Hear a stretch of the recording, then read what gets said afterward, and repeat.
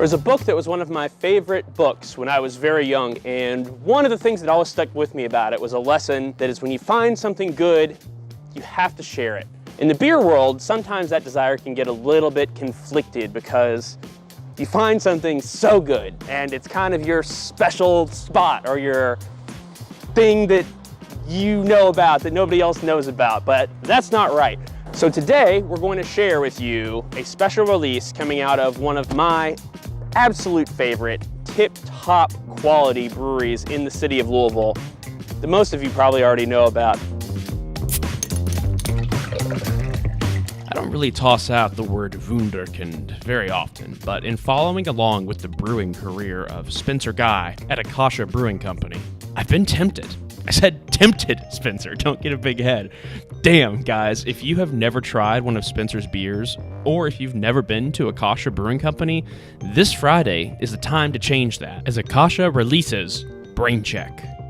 Beer's called Brain Check. Yeah. What does the name mean to you? Okay, well, so I used to brew this as a home brew, as you know, all the time. I've been brewing this beer for 5 years or so. And one day I'm brewing a batch of it in the backyard, and we're hanging out with my buddy Nate, who's actually the assistant brewer here now. And it's pouring down rain, and we're brewing under 10. It's pretty miserable, and I'm like, oh man, we should just call this beer Rain Check and just take a rain check. And Nate's like, more like Brain Check.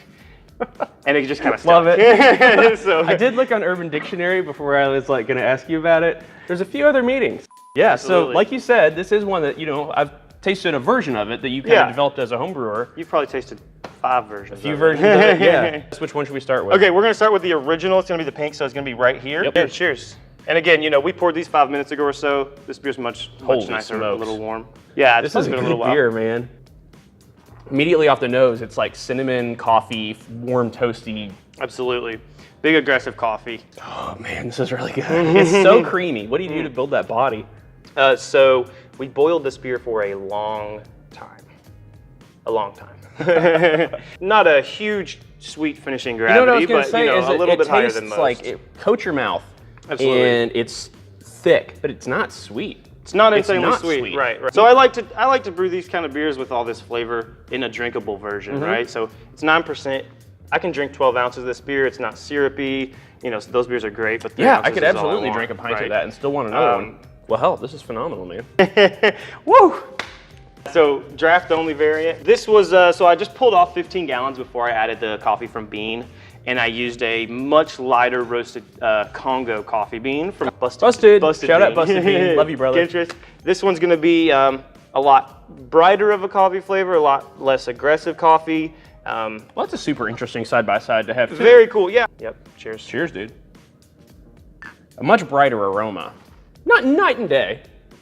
No, it's delicate. That is delightful. That's I very, love it. very good. I love it. I'm partial Yeah. to the regular because I like big aggressive Yeah, coffee. sure. But this is an awesome play on it, and I think this one's even more drinkable. You know, That one's draft only, so there's only 15 gallons of that one.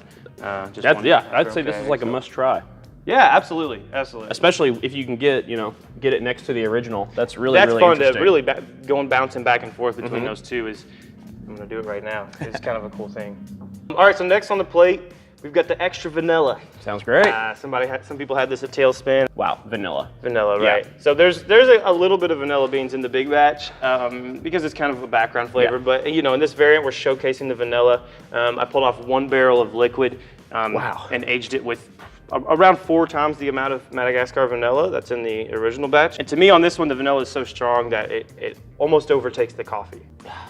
Oh man, dude, that is really good. The vanilla is so bright. Exactly. Drink it right now. Yeah, it's man. fresh. This is great. You almost feel like there's a little bit of vanilla taste, like Right, and yeah. it adds a silkiness. It softens the carbonation a little bit too. It seems like for some reason. And this is a beer that I serve with a pretty low level of CO2. You were saying too Increases your that flavor, like as too. these warm up, they change. I bet this one changes a lot when it gets Yeah, I warm. recommend ordering this flight and ordering another beer and drinking it before you touch them. I love it. I really do. Yeah. That's a damn good base beer that it can hold up this well to all these different variations and things Right. going on top of it. Well, we're just showcasing ingredients that are already in it. You know, there's already vanilla in it. Yeah, We're just gonna bring showcase different it. things forward. Right. Yeah. Right. And then the one that is probably going to be the most controversial. This is my favorite one. Okay, when I did this beer at home, it was chili peppers every time. And not like too spicy, just to balance it up. Again, the Mexican hot chocolate kind of thing, you know. The Arbol pepper Doesn't bring a lot of flavor to the table. Right. Really just brings some spice. And I get it up in here more than I even Definitely. do like anywhere else. And it's similar to like the spice of a cayenne almost. But yeah, this is by far my favorite. Super well done. Very subtle, but very present. And then as it When you sits get on your halfway through the palate, glass, it won't be as subtle. really? It sneaks Yeah. up on you? Yeah, oh yeah. Nice. The capsaicin build up. Yeah. Or something. I would not describe that as like spicy. No, It's just a little pleasant. tickle. Yeah, exactly. Yeah. You know, it's on your palate, it's chocolate and coffee, right? And then once it goes down, you get this chili Yeah. pepper kind of Little warming tingle, bite. Yeah. warm. And actually, if I was, when I'm bottling it, you know, I'm like drinking on it, and I drank, you know, probably 12 ounces of it. And I felt like I'd been drinking bourbon. Yeah, sure. It That was just very, very thing. warm. Yeah, yeah, and yeah. it will. This is why I recommend you drink this one last. Because as you drink this, it'll warm you and it'll destroy your palate for these other ones. Yeah, for sure. This is killer, dude.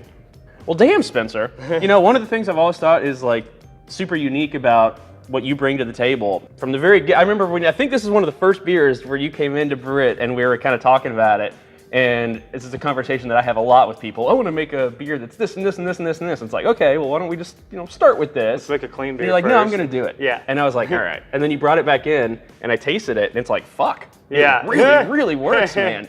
Like, Well, you know, we try to do it subtle. Like you said, I Exactly. want these flavors, but Well, you have a really so good sense aggressive. for proportions and restraint where it's needed, but knowing when to go kind of wild and how to make that work in a beer. Yeah, I So- suggest, you know, small scale blending, lots of trial and error. And it's easy to say it needs more chocolate, it needs more chocolate, it needs more coffee, it needs, you know. Yeah. And then before you know it, you're like, oh, this is great. Someone else tries it and it's just sensory overload. You've made a novelty For me, beer. it's, yeah. I think you nailed it, man. And I mean, aside from this just being an excellent beer, the opportunity to come into the tap room, and these will all four be on tap at the bottom. They'll all four be on tap, yeah. You need them all, trust me. And more than anything, just come in here, bring a few buddies, and kind of just do the little experience that we just did. Sit down, taste them side by side, Absolutely, drink a couple absolutely. beers in between. Yeah, we may have another surprise beer. Well, man, this is great. You guys know what to do. All the links, obviously, are all down below.